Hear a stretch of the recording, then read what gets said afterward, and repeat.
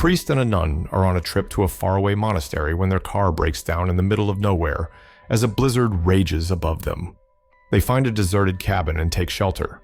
They find a sleeping bag, a bed, and a pile of blankets. The priest, being a gentleman, offers the nun the bed and takes the sleeping bag for himself.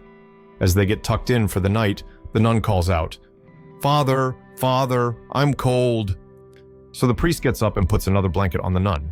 "Is that better, sister?" he asks. "Yes, Father, much better," she replies. So he gets back in his sleeping bag and starts to nod it off when she again calls out with, "Father, I'm still cold." So once again, the priest gets up and puts another blanket on her, ensuring she is tucked into the bed well. "Is that better, sister?" he asks. "Oh yes, Father, that's much better," she says. So the priest gets himself back into the sleeping bag, and this time is just starting to dream when he wakes up to her call of, "Father, Father, I'm just so cold." The priest thinks long about this and finally says, "Sister, we are in the middle of nowhere in a blizzard. How about, just for this night, we act as though we were married?" The nun thinks on this for a minute.